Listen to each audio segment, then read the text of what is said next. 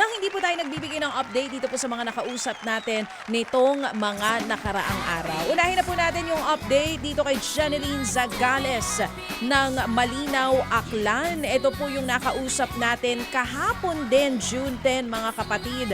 Siya po ay 35 years old, 4 nga pong anak nito at nakatutok sa atin for more than 1 year dito po sa Signal TV Channel 1 on 1PH. 13 years na po siya na gumagawa ng mga handicraft tulad po ng slippers, bag, keychain at maraming iba pa. Ang kita niyo po sa loob ng isang linggo, grabe, 300 pesos po ang kita nitong si Jeneline at construction worker naman po ang kanyang asawa. Meron siyang 4 na anak at 3 po dito ang nag-aaral. So, ginagapang po talaga nilang mag-asawa na makatapos sa pag-aaral, etong mga anak nila. Kahit gaano pa kahirap magtrabaho, push lang para mapagtapos yung mga bata. Kaya kahapon, dun sa aming ugnayan sa kanya, nang matanong kung saan dadalhin, eto nga pong 2,000 piso, agad-agad ang sagot ni Jeneline para po sa pangangailangan ng mga bata sa eskwela. Dahil, kung di nyo pa alam, pero for sure, alam nyo na, lalo na kung magulang ka, June 16 po ang simula ng pasukan. Next week na po yan sa mga pampublikong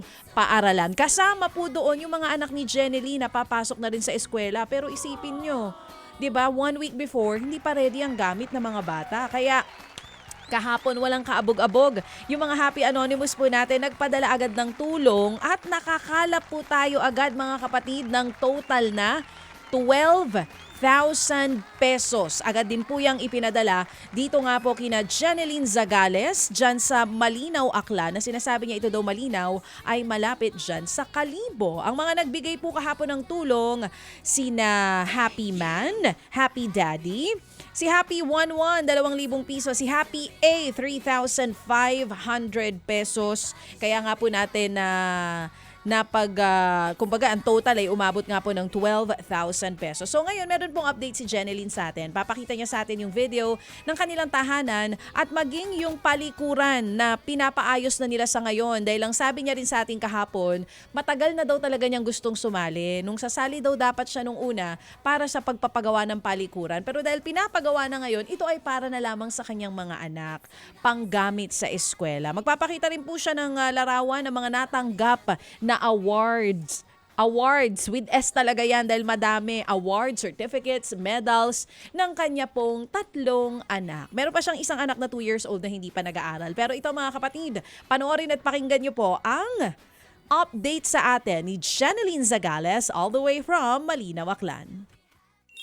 Hello guys! Good morning, Sir Ted de Gicha. At sa mga Happy Anonymous, maraming salamat po. Good morning. Thank you po. Ito po yung pamilya ko, Sir Ted, DJ Cha. Ito po yung kusina po namin. Ayan po. Ayan po. Ito po yung bahay po namin na hindi pa po siya natapos po. Ayan, yung kusina po namin. Tapos po, ito po yung CR po namin. Ayan po. Maraming salamat po, Sir Ted de Gicha, sa lahat sa mga Happy Anonymous po. Maraming salamat po. Ito po yung mga abaka product po namin. Ito po yung ginagawa ko po. So, ito rin po yung litrato nung kanilang kusina naman. Napakasimple po ng tahanan nila. Hindi pa nga rin po tapos yung palikuran na sinasabi niyang pinagawa na. Oo, kumbaga yun lang daw po inabot nung kanilang Walang pera. bubong. Walang bubong. Tapos yung dingding hindi tapos, Sako. kalahati lang. Yung Puro kalahati sako na, yung kalahati bato. At walang palitada po ito maging yung sa loob po ng bahay nila. Tapos dun sa kusina, kahoy-kahoy, ano nga tawag doon?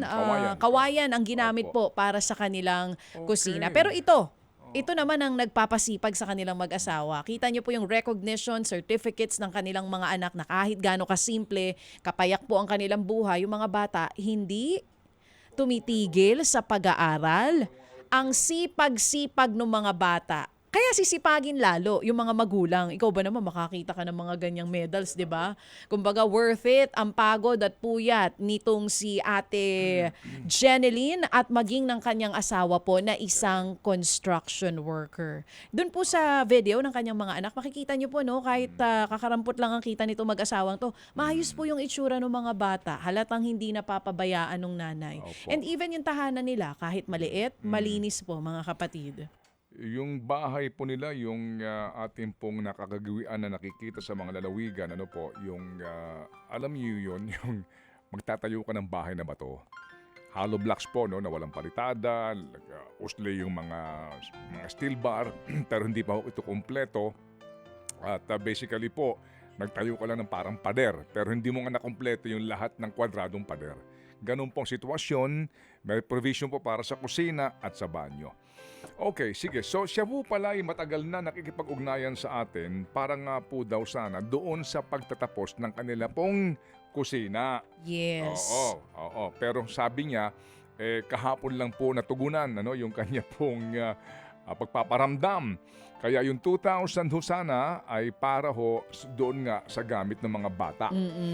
Okay, sige. So ngayon po, tawagan nga natin ulit itong si Jeneline. si Jeneline. Pero kahapon, sino mga nag-ambag-ambagan, girl, para natin makompleto ang 12,000? Nako, sino pa ba? Siyempre, mga Happy Anonymous natin. Nagsanib puwersa na naman. Nandyan si Happy Daddy, si Happy K, si Happy Man, si Happy A, isang bagsak 3,500 at maging si Happy 11. Kaya po Okay, tayo sige. umabot sa 12,000 pesos. Alright, yung pong ating winner po para today ay gawin po natin bukas. Bukas po ay Holiday Thursday dahil nga po sa Independence Day, mga kapatid.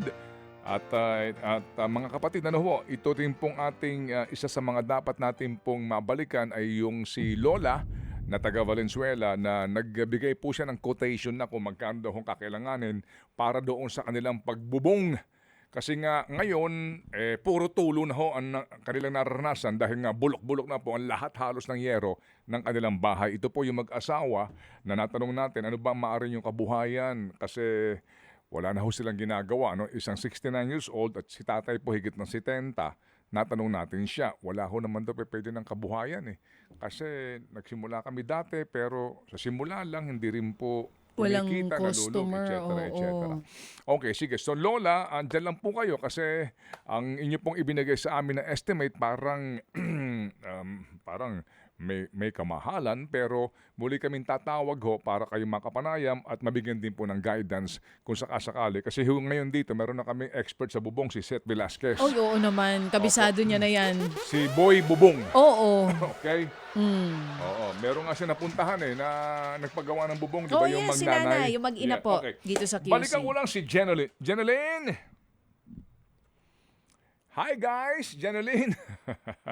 Parang vlogger talaga ito, ha? Jeneline? Jenny?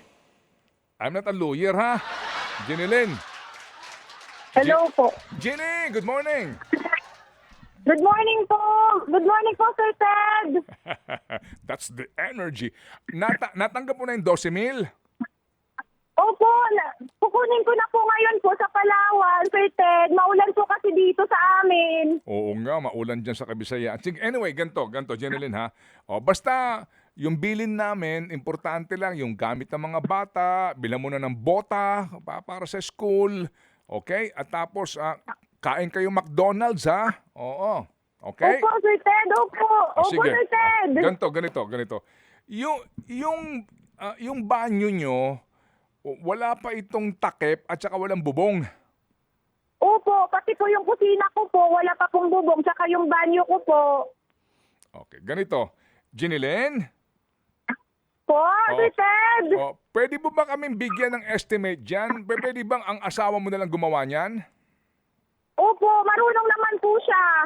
Ano na lang po, siya na lang po yung gagawa. Tapos bibigay na lang po ako kung magkano po yung kakailanganin po para po sa bubong at saka sa dingding po. Oo. Magbigay ka sa amin ng estimate. Pagkatapos mo mabili lahat ng gamit sa school, makabili ka na, sabi mo kasi kahapon bibili kang bigas, di ba? Opo, yun po yung siguraduhin ko po, Sir Ted. O sige, bili ka ng bigas, pagkain gamit sa school, tapos tawagan mo kami dito, mag-advise ka sa amin, magkano ang estimate ng mister mo para makumpleto natin yung banyo nyo at saka yung bubong nito, pati na yung iyong kusina. Opo, Sir Ted. Thank you po. Opo. Okay, hindi pa kami nangangako, humihingi lang kami ng estimate, ha? Opo, Sir Ted. Opo. Oo. Pero natutuwa ako sa iyo, Iha. Natutuwa ako sa iyo kasi nakita namin yung mga anak mo. Oo. Pati yung mga yung kanilang medalya, yung mga certificates. Oo. Nakita namin. No, na-inspire kami. Bigyan kami ng inspirasyon, Jeneline. Yes. Opo. With- Maraming salamat po, Sir Ted, sa mga Happy Anonymous po. Sa lahat po na nagtumulong po. Salamat po. Maraming salamat. Talagang with honors pala itong mga bata, no? Opo. Yung panganay ko po talaga po, yun po yung mas maano po kasi nakikita niya po yung hirap namin po sa buhay. Kitang-kita namin dito. Kamukhang-kamukha ni Jeneline yung panganay. Oo. Ang gaganda ng mga anak mo, Jeneline. Opo, Sir Ted. Mabuti nagmana sa ama. kanila po. Ikaw talaga. Madaling kay Jeneline. Ayan. Tama po, Sir Ted.